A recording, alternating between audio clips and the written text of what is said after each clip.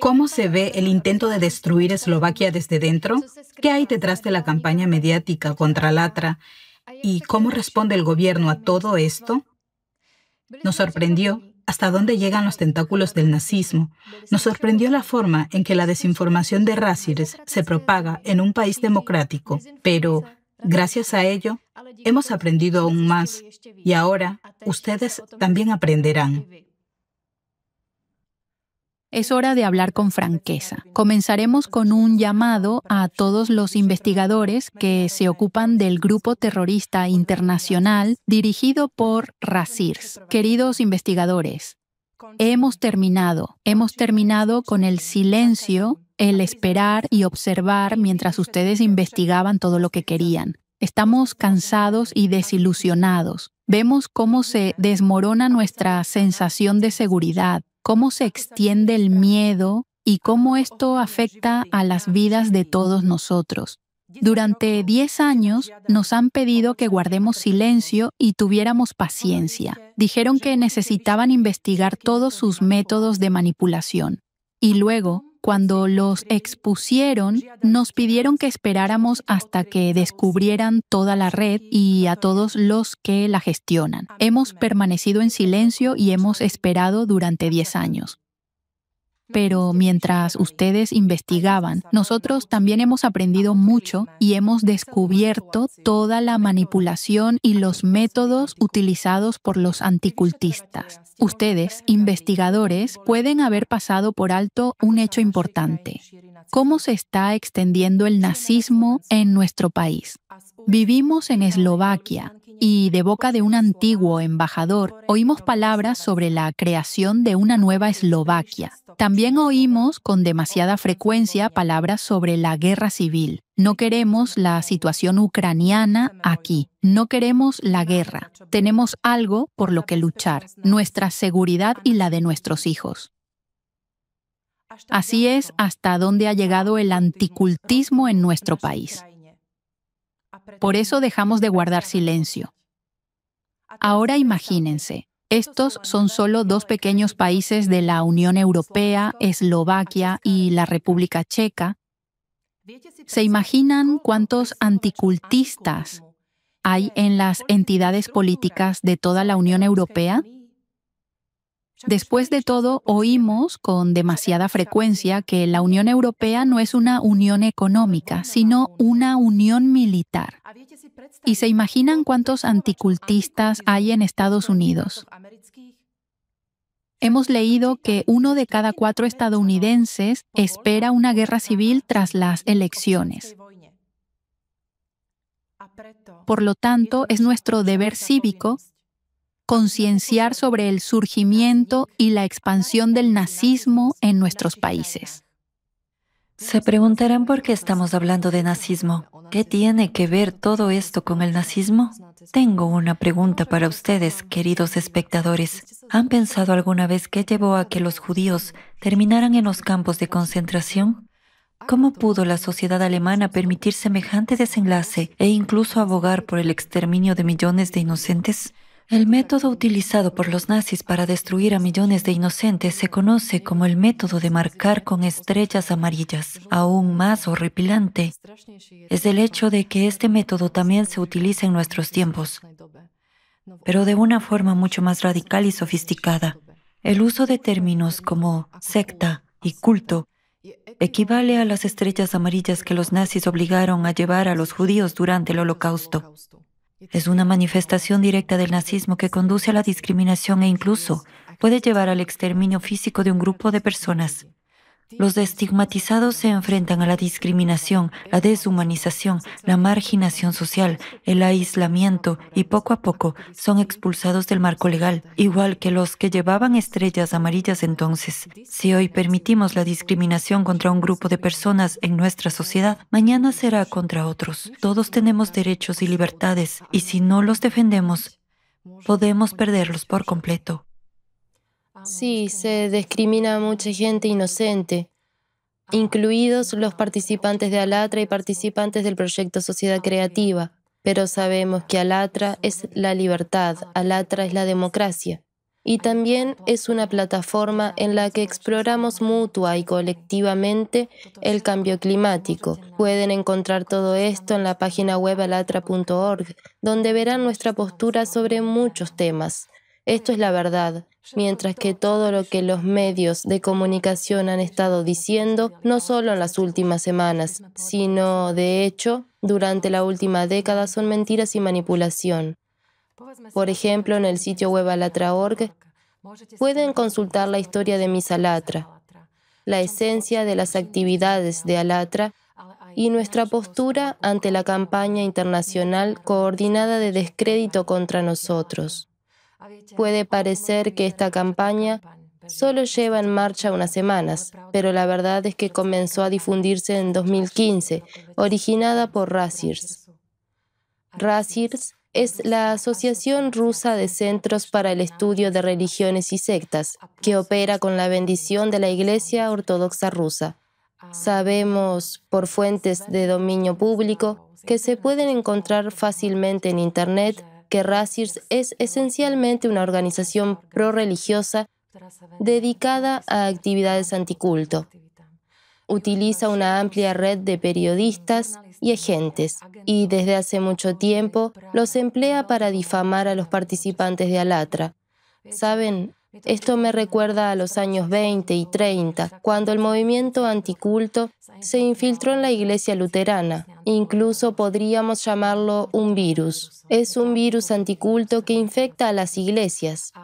Aquí me gustaría subrayar que Alatra está más allá de la religión y más allá de la política. No estamos en contra de la Iglesia Ortodoxa Rusa. Tenemos un número significativo de participantes que se adhieren a la Iglesia Ortodoxa Rusa. Sin embargo, la verdad que queremos transmitir es que Razir explota la Iglesia Ortodoxa Rusa para promover sus propios objetivos e ideas, y es un hecho. La verdad es como un antídoto contra las mentiras que se han difundido sobre nosotros durante más de 10 años. Sabemos que esto es muy grave. Después de todo, afecta a las vidas de los participantes de Alatra y de Sociedad Creativa. Pero ahora se trata de la vida de la gente en toda Eslovaquia, de la seguridad de la gente en Europa. Yo diría que en todos los países democráticos del mundo, porque sabemos que los anticultistas pretenden destruir la democracia e instaurar el totalitarismo. Y estamos obligados, si así lo hemos elegido, a defender no solo nuestro futuro, sino también el de nuestros hijos. Por lo tanto, debemos hablar más alto de lo que hemos hablado hasta ahora. La voz del pueblo siempre ha tenido poder.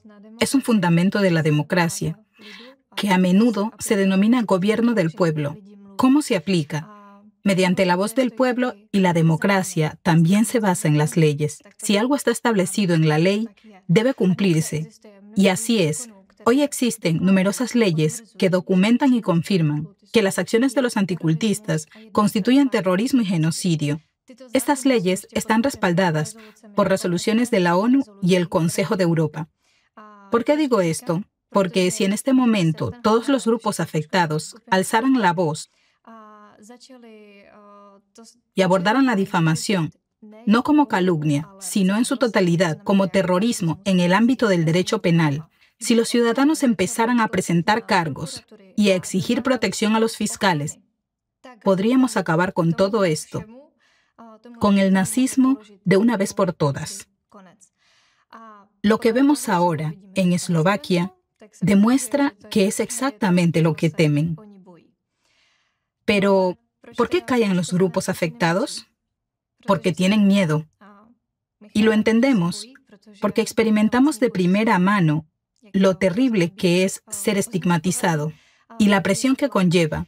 Sin embargo, precisamente por eso no podemos rendirnos ahora. No podemos permitir que las generaciones futuras, nuestros hijos, experimenten lo mismo. Por eso debemos poner fin a esto. Pero también hay otro aspecto desagradable. Cuando hablamos con representantes de otros grupos calumniados, a menudo nos encontramos con una respuesta. Tenemos que consultar con la dirección.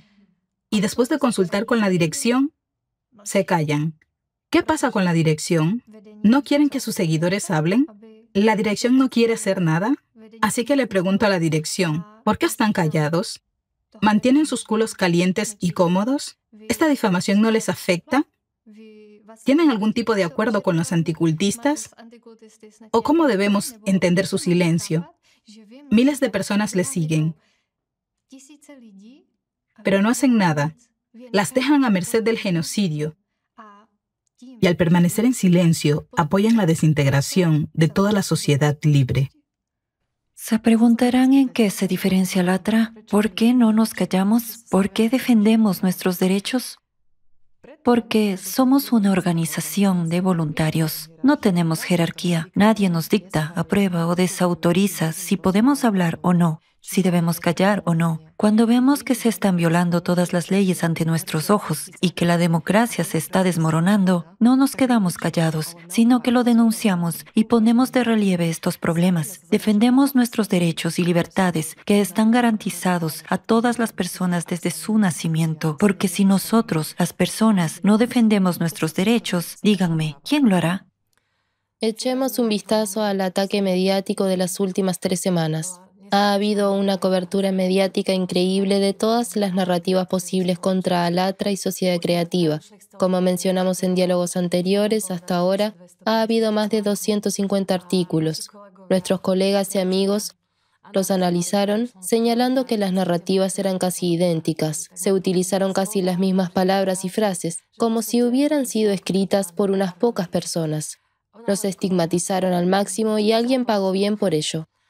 Pero piénsenlo, algunos nos llaman secta prorrusa, otros dicen que somos una secta pro-ucraniana y hay quienes incluso dicen que somos una secta pro-estadounidense. Todo esto no es más que una narrativa. Nosotros los llamamos narrativa, pero en realidad se asemeja a un diccionario de Razirs.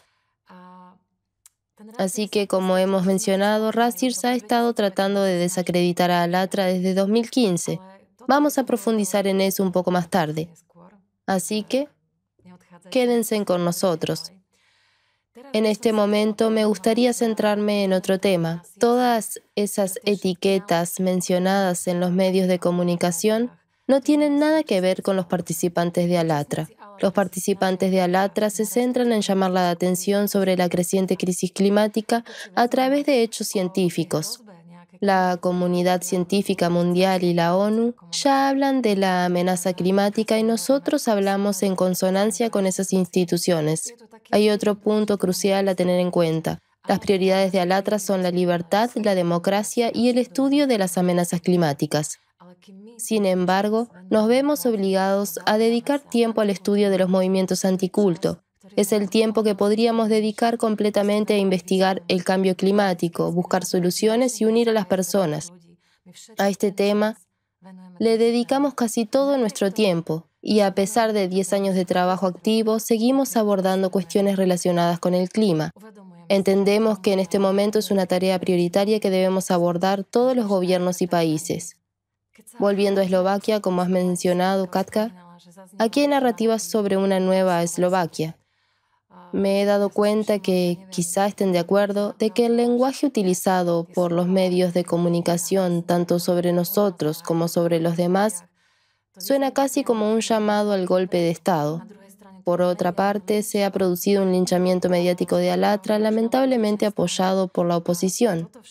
Todo esto me plantea una pregunta. ¿Por qué? ¿Por qué se publicaron 250 artículos?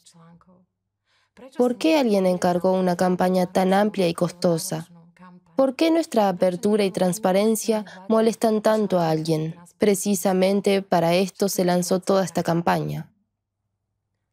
Queridos espectadores y amigos, hablemos ahora de esto con más detalle. La situación en Eslovaquia es realmente muy interesante. Continuamente vemos intentos de derrocar al gobierno legítimamente elegido y hay un linchamiento mediático del primer ministro que es impulsado principalmente por ciertos medios de comunicación. En un programa se llegó a comentar lo terrible que es nuestro país por no poder fusilar a un primer ministro, o que el país es como su líder. El propio primer ministro admitió que volvieron a neutralizar a un tirador cerca de él y que si ese hombre se hubiera acercado más, podría haber intentado atentar de nuevo contra él. También vemos con frecuencia esfuerzos por reclasificar el ataque terrorista como el acto de un anciano que simplemente se volvió loco. Podemos preguntarnos, ¿quién tiene interés en presentar a un terrorista como un tirador solitario y un esquizofrénico? ¿Quién manipuló a esta persona de tal manera que superara su instinto de supervivencia, tomara un arma y fuera a disparar contra el primer ministro? Ya hemos hablado muchas veces sobre los métodos de codificación de rompecabezas y sobre las técnicas manipulativas que hacen que una persona pierda su pensamiento crítico y su instinto de supervivencia, y bajo la influencia de una imagen implantada, actúe de una manera específica. Nos acusan de ser una secta de Fico. También queremos responder a esto. Alatra está al margen de la política y la religión. Permítanme decir que dentro de Alatra hay participantes que votaron en todo el espectro político, no solo en Eslovaquia, sino también en la República Checa, y nuestros participantes proceden de todas las confesiones e incluyen a muchos ateos. Sin embargo, respetamos al gobierno legítimamente elegido en Eslovaquia. Respetamos la voluntad del pueblo y siempre respetaremos cualquier otro gobierno que surja por la voluntad del pueblo. Pero pensemos juntos, ¿por qué hay tanta presión sobre el gobierno de Fico?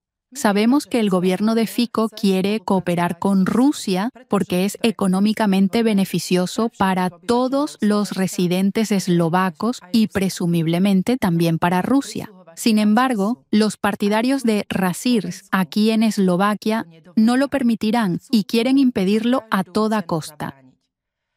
No quieren cooperación, quieren totalitarismo.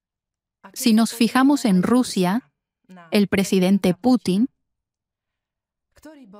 que al principio de su mandato apoyaba la democracia, aspiraba a la cooperación y quería entrar en la OTAN, al tiempo que se mostraba pro-europeo. ¿Cuál es la situación actual? Putin está ahora bajo el control total de Rasirs, mientras que Rasirs está bajo el control de la Orden de Diveyevo. Un poco más, y se podría decir que ya no le quedará poder. No sería sorprendente que fuera sustituido en unos meses. Como ya te he mencionado, Putin quería inicialmente la cooperación. Tenía una orientación pro-europea y apoyaba la democracia, pero podemos ver cómo su retórica ha cambiado bajo la influencia de Rasirs. Dicen que Occidente ha intervenido. Por supuesto, sabemos que el Rasirs tiene sus cómplices y agentes en Occidente. Si todavía no creen que el presidente Putin carece de poder real en Rusia, permítanme darles un ejemplo. Cuando Konstantin Putnik, jefe del departamento misionero de la diócesis de Chelyabinsk, de la Iglesia Ortodoxa rusa, habló en contra de Putin, los servicios del FSB no fueron tras esta persona, sino tras aquellos que defendieron al presidente y denunciaron este incidente. Esto ilustra el nivel de poder que tiene el Rasirs en Rusia. Permítanme volver a la campaña de descrédito que se está desarrollando actualmente en Eslovaquia. Como podemos ver, es una campaña mediática unilateral que solo da espacio a los periodistas que son agentes de Rasirs. Mientras que, por desgracia, Alatra no ha tenido la oportunidad de expresar su postura en los medios de comunicación. Veamos ahora las redes sociales, esta carísima campaña en la que se han publicado más de 250 artículos en 3 semanas. Queridos telespectadores, hagan ustedes mismos las cuentas. Está llena de mentiras, desinformación y narrativas de Rasirs. Ha dado lugar a una situación en la que ahora vemos comentarios en las redes sociales llenos de odio descarado y agresiones contra los participantes de Alatra. Y no solo contra los participantes, sino también contra la fiscal que inició la investigación penal. Como de costumbre, los anticultistas emplean los métodos de Goebbels, quien dijo que una mentira repetida 100 veces se convierte en verdad. En este caso, la mentira se ha repetido 250 veces. Obsérvense cómo los medios de comunicación acusaron a la fiscal de ser miembro de una secta. Construyeron una imagen muy negativa y extrema de un miembro de una secta trabajando en la fiscalía, aunque la fiscal estaba cumpliendo obedientemente con su trabajo y protegiendo las libertades y derechos de los ciudadanos. Sin embargo, ¿qué vemos en las redes sociales? Comentarios acusando, insultando y difamando a la fiscal. El colmo fue un comentario publicado por los nazis y partidarios de Razirs en las redes sociales. Afirmaba que la fiscal está enferma y que su enfermedad debería tratarse con una bala. ¿Nos damos cuenta de lo que esto significa psicológicamente? La persona que escribió este comentario tiene una imagen negativa dominante incrustada en su mente, moldeada por los artículos de los medios de comunicación y las narrativas de Razirs. Quien implantó esta imagen sabía exactamente qué tipo de pensamientos surgirían en última instancia en la persona con una psique inestable. Estos pensamientos llevaron a esta persona a escribir este comentario. Es una amenaza directa a la vida de una persona y de un trabajador del sistema judicial en Eslovaquia, así como una incitación directa a que otros cometan un delito al leer el comentario. Estas son las herramientas y técnicas de manipulación que emplea Razirs a través de los medios de comunicación. Preguntamos a los psicólogos, ¿es esto realmente aceptable? ¿Es normal utilizar métodos y tecnologías manipuladoras en una sociedad democrática? Otra prueba y una señal alarmante de que su influencia manipulativa realmente funciona es el hecho de que muy a menudo nos encontramos con comentarios de carácter hostil dirigidos tanto contra la fiscal como contra otros participantes. Por ejemplo, cuando navego por las redes sociales, a menudo me encuentro con comentarios como «Te esperaré y te romperé la cara», «Ojalá te mueras», «Te comprarías una soga» y mensajes similares. Lo que me asusta es que estas palabras suelen ser escritas por hombres a mujeres. Y por eso pregunto, ¿entienden ustedes, al final de cuentas, que esta es la etapa inicial de un genocidio? Como nos ha mostrado el documental El Impacto, todos hemos sido sometidos a una programación y manipulación a largo plazo, perdiendo gradualmente nuestro pensamiento crítico. Si no sacamos a la luz los métodos de esta manipulación, podemos decir que nuestra sociedad no tiene ninguna posibilidad de progresar positivamente, porque siempre habrá alguien que se interponga y dirija la sociedad en la dirección que desea. De hecho, podemos incluso decir que somos afortunados de que el atacante que atentó contra el primer ministro sobreviviera, porque ahora tenemos una oportunidad única de investigar y descubrir estos métodos de manipulación. Queremos que se investigue adecuadamente el intento de asesinato del primer ministro. Deben participar todos los expertos, psicólogos y psiquiatras pertinentes. Pero lo más importante, no aquellos que estén bajo la influencia de Razirs o que colaboren con Razirs. Creemos que hay suficientes personas honestas y especialistas conscientes que podrán adentrarse en el subconsciente del tirador y revelar estos métodos manipuladores. Solo necesitan examinar su subconsciente y descubrir quién manipuló a esta persona para que superara su instinto de supervivencia y fuera a disparar, supuestamente por culpa de los periodistas. Por lo tanto, insistimos en que este caso no debe reclasificarse de atentado terrorista a las acciones de un anciano que simplemente perdió la cabeza. Seguimos viendo pruebas claras de que se trataba de un esfuerzo bien coordinado para destituir al primer ministro de este país. Permítanme añadir que a menudo debatimos cómo la agresión está aumentando en las redes sociales y que el lenguaje y las narrativas procedentes de Razirs obviamente influyen en la sociedad en su conjunto. Un caso concreto que hemos visto en Facebook es el del abogado, señor Harkabus, que representó al señor Yagal y a la señora Skodova en la parte preliminar del proceso penal del que hablamos en mesas redondas anteriores y que se ha vuelto bastante conocido recientemente. Su reciente reacción ilustra cómo entra en juego la manipulación de Razirs. Fíjense en que el señor Harkavus expresó su postura sobre todo el caso penal en un comentario en su página de Facebook, afirmando que es absurdo y que deberíamos ir a los tribunales civiles. Katka, has mencionado que en el caso del tirador que atentó contra el primer ministro hay un importante esfuerzo por reclasificar este acto terrorista como una mera acción de un anciano psicológicamente perturbado. Del mismo modo, vemos que el señor Harkavus intenta restar importancia a toda la situación. Lo que me llamó la atención, por ejemplo, es que declarara explícitamente en Facebook que, en su opinión, no existen movimientos anticulto en absoluto. Sin embargo, no sé, tenemos Wikipedia, basta con abrirla y hay una gran cantidad de información disponible que se puede investigar fácilmente y que demuestra que los movimientos anticulto existen de hecho desde hace bastante tiempo. Tal vez debería aclarar para aquellos que no saben quiénes son los anticultistas. Los anticultistas se dedican a difundir la desinformación de Razirs. Son personas que esencialmente buscan construir una forma moderna de nazismo y el Cuarto Reich. Son individuos que suprimen los derechos humanos y las libertades. Estos son los anticultistas.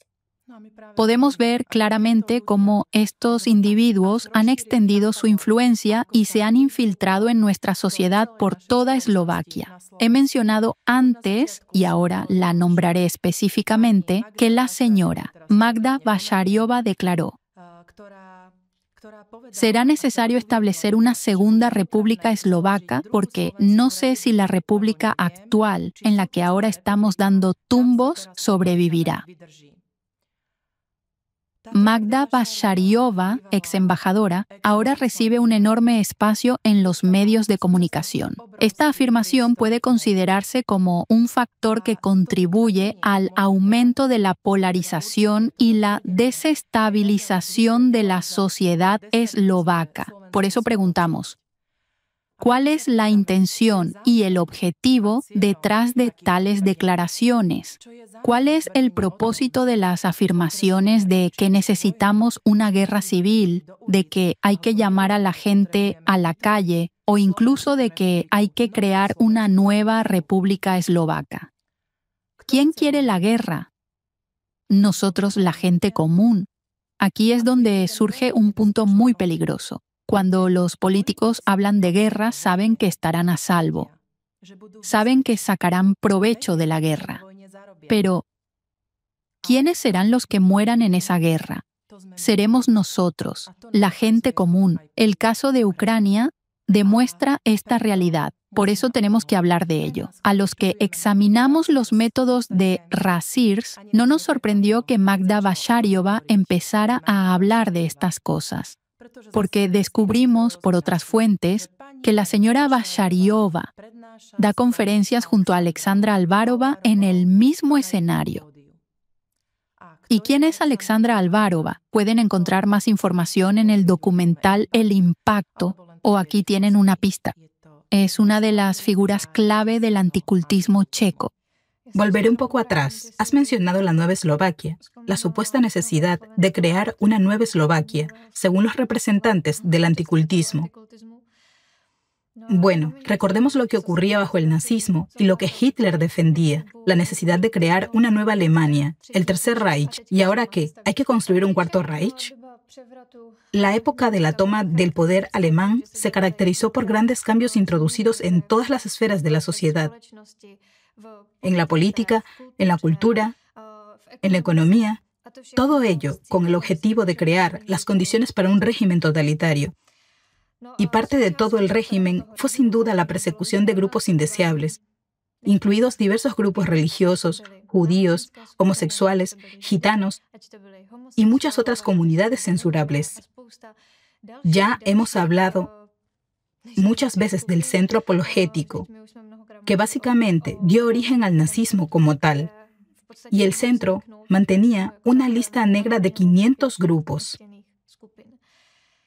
¿No nos recuerda eso a nada? ¿No es exactamente lo que está ocurriendo ahora? Persecución de diversos grupos, frases sobre la necesidad de crear una nueva Eslovaquia y golpes en la política.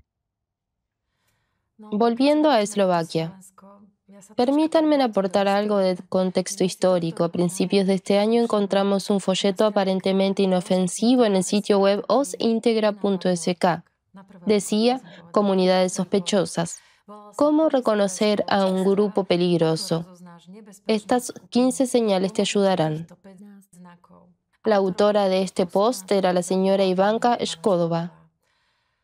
Lo que nos chocó fue que esta guía, o más bien este folleto, tenía una etiqueta de Alatra y Sociedad Creativa, así como etiquetas de varios otros grupos, personas y comunidades. Esto plantea una cuestión. Si se añade una etiqueta de este tipo a lo que puede calificarse de tema delicado o incluso destructivo, ya que estamos hablando de comunidades supuestamente sospechosas, esto requiere sin duda una investigación y alguna prueba que justifique la colocación de la etiqueta. Me parece poco probable que un experto consolidado que lleva décadas trabajando en este campo coloque una etiqueta de este tipo sin llevar a cabo una investigación exhaustiva. Lo más interesante es que más adelante en el mismo sitio web, en la sección sobre sectas, apareció una entrevista con el señor Yagel, quien expresó su opinión sobre los voluntarios de Alatra y la sociedad creativa de una manera muy grosera, altamente despectiva y difamatoria. Y me surge una pregunta. ¿Estudió realmente la señora Shkodova el proyecto Sociedad Creativa y Alatra o no lo hizo? Permítanme leerles un fragmento de una entrevista publicada en el sitio web dinshir.cz el 16 de octubre, en la que el señor Wojciech entrevistó a la señora Shkodova. Esto es lo que ella dijo. Nadie preguntó por Alatra o Sociedad Creativa, así que no las exploré en profundidad. Por eso no encontrarán ninguna declaración al respecto en osintegra.sk. Sin embargo, si alguien me preguntara, desaconsejaría inequívocamente sus actividades en las escuelas, como mínimo porque las escuelas deberían en principio ser política y religiosamente neutrales y el contenido educativo debería basarse en el conocimiento científico.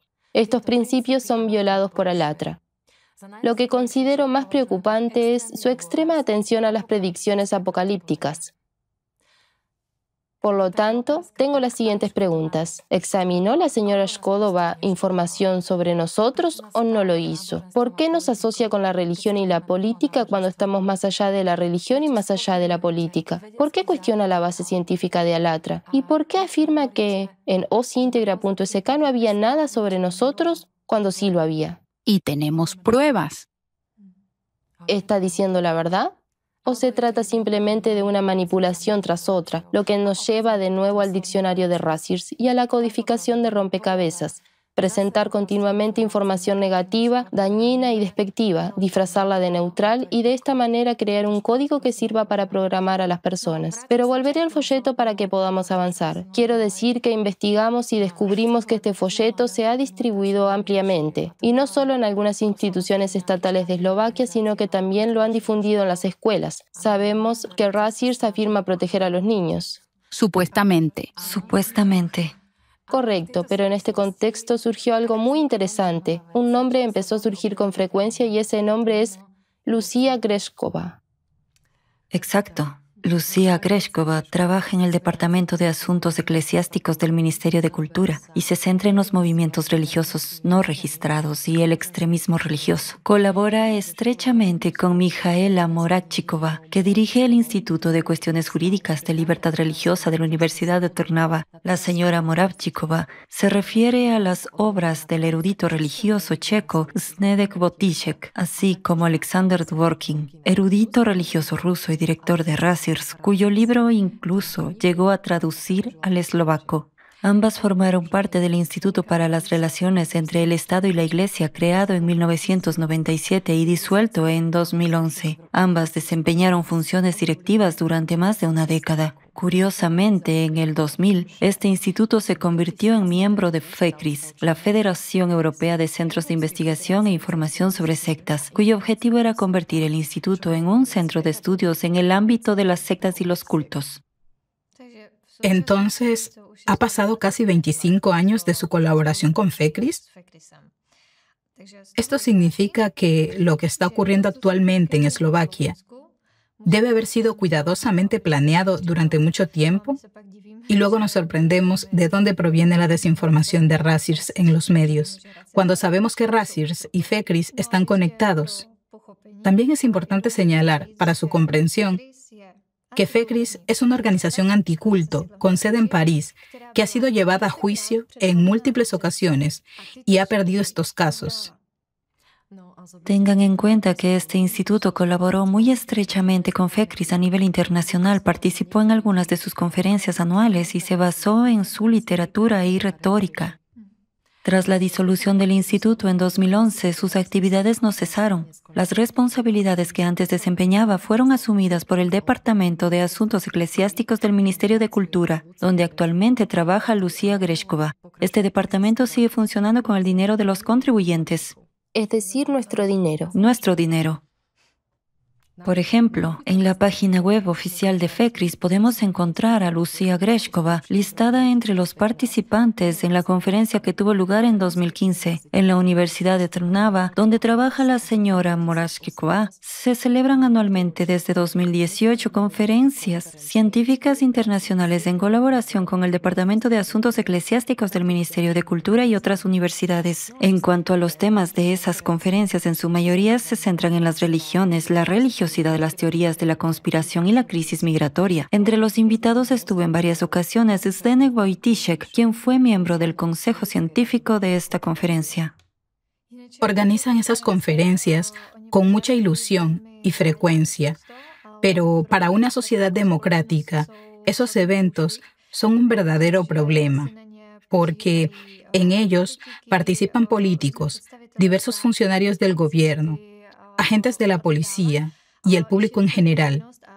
Y después de cada una de esas conferencias, se crea un determinado manual, cuyo objetivo final es proporcionar instrucciones específicas sobre cómo socavar la democracia desde dentro, detallando pasos concretos para destruir la democracia. Lo hacen estigmatizando y dividiendo a la gente, incitando al odio y otros métodos similares. Exacto. Ahora pasemos a otro tema interesante. Como ya ha mencionado Renka, en 2022 el Departamento de Asuntos Eclesiásticos del Ministerio de Cultura elaboró un proyecto que advierte sobre los grupos religiosos peligrosos y manipuladores. Este proyecto se elaboró en colaboración con el Centro Nacional de Coordinación para abordar la violencia contra los niños. Crearon un folleto titulado Advertencia, comunidades sospechosas, destinado a ayudar a identificar los comportamientos peligrosos de esos grupos y a encontrar las señales de sus acciones dañinas. Naturalmente, este folleto se distribuyó en instituciones educativas como escuelas primarias, institutos, escuelas religiosas y diversos centros comunitarios. Por cierto, el señor Wojtyšek también comentó este folleto. Elogió el hecho de que exista este tipo de material, pero señaló un inconveniente. La lista de grupos en el folleto es demasiado pequeña.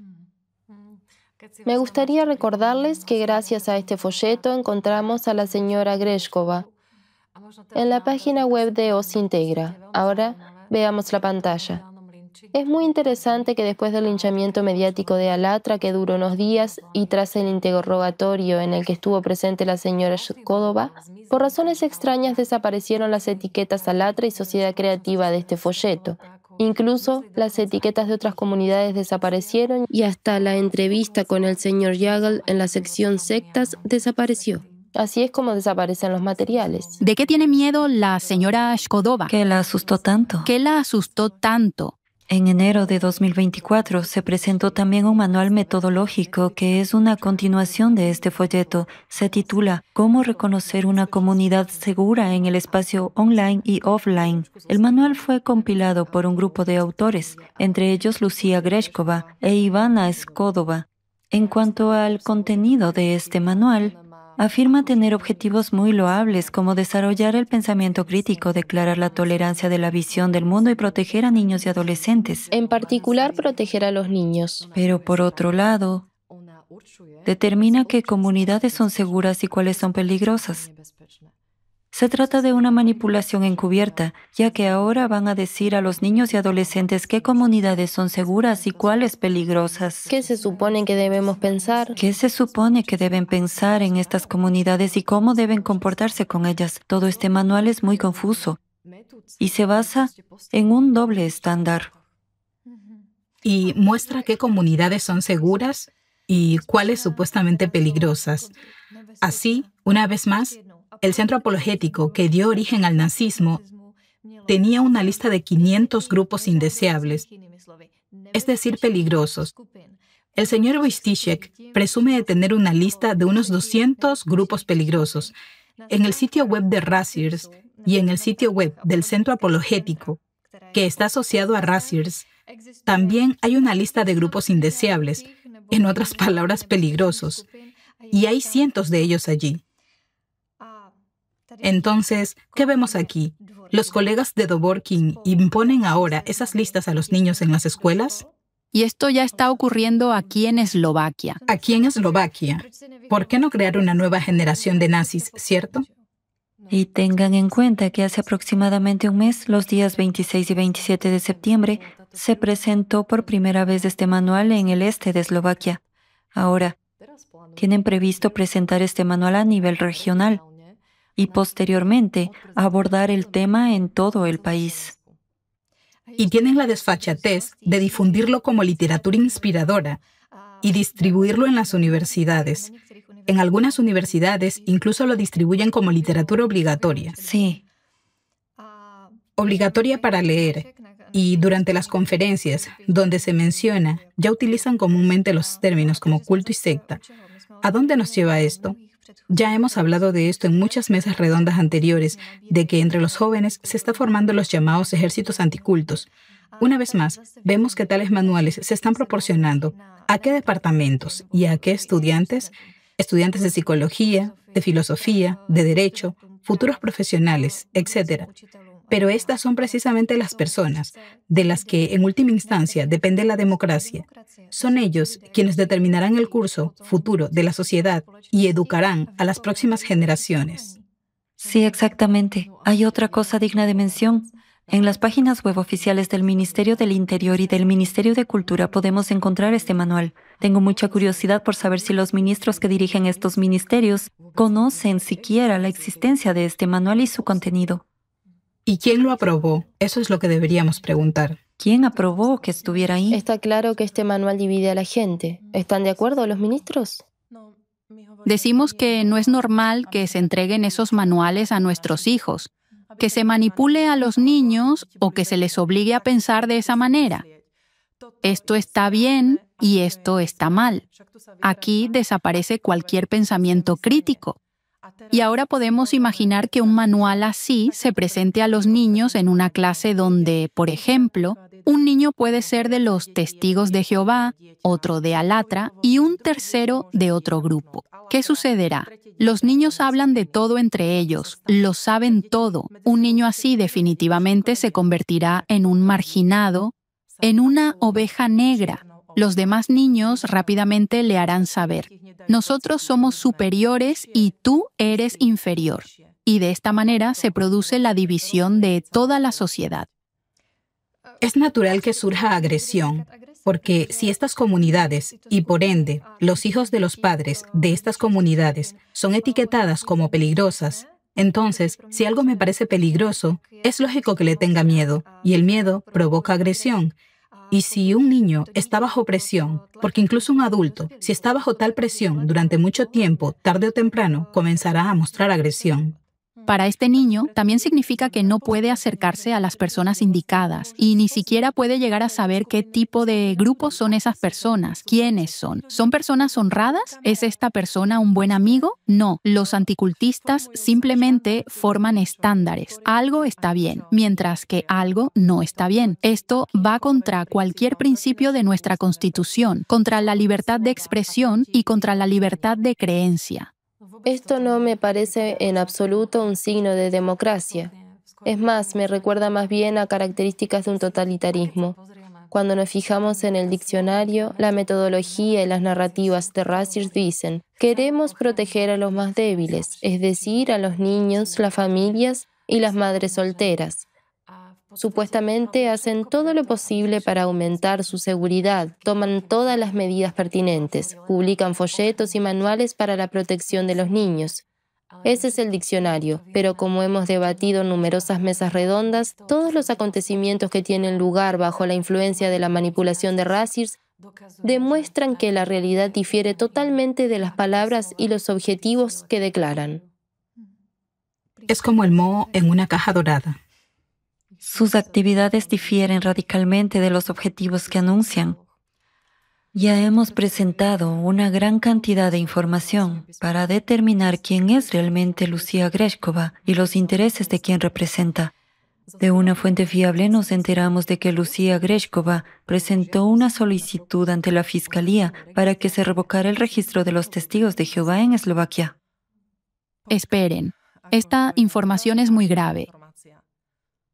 ¿Qué significaría revocar el registro de los testigos de Jehová que han tenido sus derechos y libertades básicos asegurados en nuestro territorio durante muchos años y han podido llevar a cabo sus actividades misioneras? Han estado bajo protección. Si dejan de estar protegidos, podría producirse una discriminación aún mayor. Podría producirse persecución y entonces, ¿qué? ¿Daría lugar a un genocidio igual que está ocurriendo en Rusia?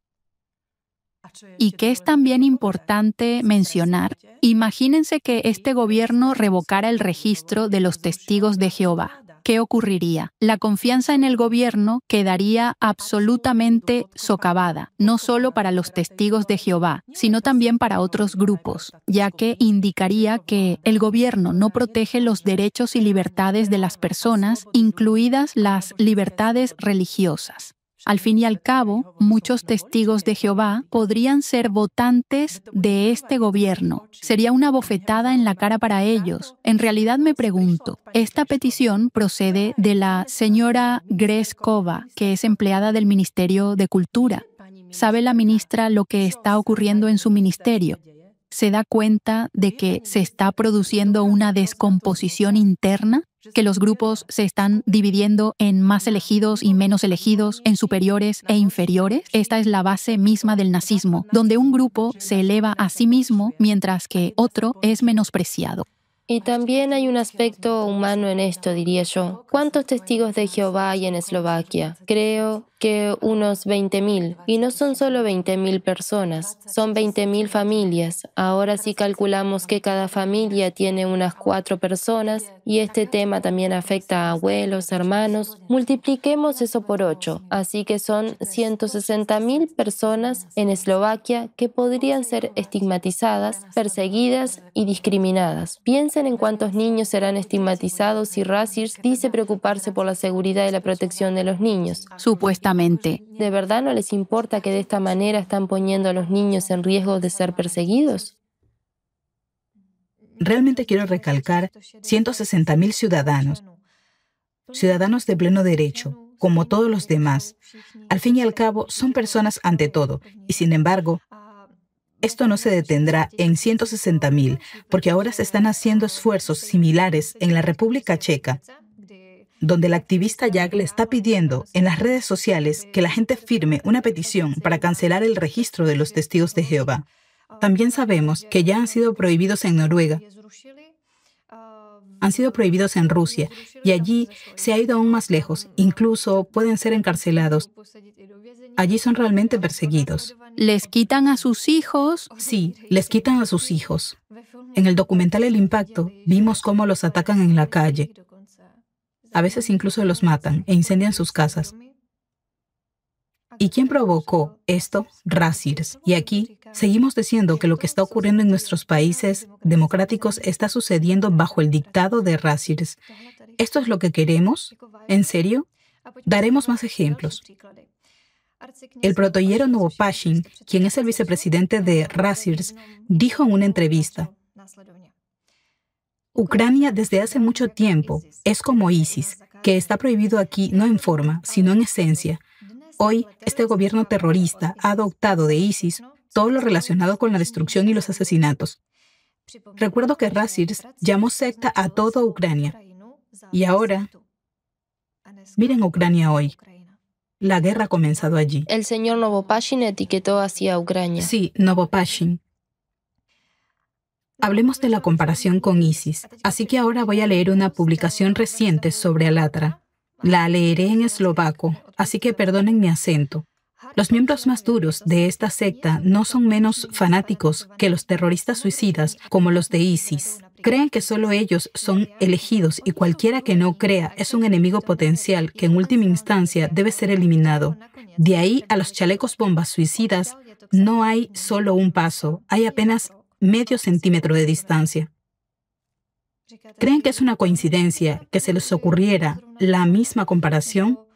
¿O cómo ha podido ocurrir? Deberíamos darnos cuenta de que siempre hay alguien que dice las cosas primero, quien presenta esa imagen y todos los demás, ya sea en las redes sociales, en los comentarios o entre los representantes checos o eslovacos del anticultismo, se limitan a repetir como loros lo que alguien de Razzirs ha dicho. Sigamos adelante. Hablemos de la señora Skodova. Sí. Mencionemos el artículo en Dingir, una entrevista con el señor Wojciech, y ahora voy a citarla. Durante 30 años empecé cada conferencia diciendo que defiendo la libertad de religión, respeto a la Constitución y solo quiero informar a la gente sobre los riesgos de algunas de las llamadas sectas. ¿Pero con quién ya trabajaba la señora Skodova en 2007? Con Dworkin. Así que vemos que son amigos desde hace mucho tiempo y en la captura de pantalla que se ve ahora en la pantalla, se puede leer que ella le dijo a Tidin que ve al señor Dworkin como el director del Centro Asociado de Moscú. Saquen sus propias conclusiones. Permítanme dar un ejemplo más. Es revelador. Hemos hablado aquí de conferencias peligrosas, así que ahora leeré un ejemplo. En la conferencia Sectas Totalitarias, una amenaza del siglo XXI que tuvo lugar el 2001, el arcipreste Dmitry Smirnov, que es un representante de la Iglesia Ortodoxa rusa, que sabemos que está conectada a Razzirs, hizo la siguiente declaración. A continuación, leeré extractos de la misma. Los llamados de los ciudadanos son un factor de provocación serio. Cuesta una cierta cantidad de dinero, pero esto no se puede evitar. También es posible conseguir el cierre de cualquier secta por completo, si queremos hacerlo, y pueden encargarse de ello solo 2 personas. Una escribirá y la otra difundirá el mensaje. Y ahora imaginen cuánto debieron costar esos 240 artículos en Eslovaquia. Y lo cierto es que solo unos pocos los describieron, mientras que los demás se limitaron a copiarlos sin ninguna investigación. Sigo leyendo de la declaración de Smirnov. Lo mismo se aplica al trabajo en organismos gubernamentales. A veces, un mínimo de activistas es suficiente para organizar actos a escala nacional. Todo lo que hace falta es encontrar a esos activistas y conseguir que actúen como un pequeño equipo. Por eso organizan conferencias, forman a políticos y a la policía, porque buscan y reclutan a sus activistas. Segundo, lo llamé nombres y direcciones. 2 personas, en cualquier ciudad, pueden averiguar fácilmente direcciones, apellidos, nombres y domicilios de los líderes de todas las sectas existentes. Es posible tomar fotos de ellos saliendo de sus casas para que todos los habitantes de la ciudad sepan qué aspecto tienen, conozcan sus apellidos, nombres, direcciones de domicilios y números de teléfonos. Y la segunda etapa consiste en decir qué tipo de secta es. Muy brevemente, como mínimo, tirarán más de una piedra por esa ventana.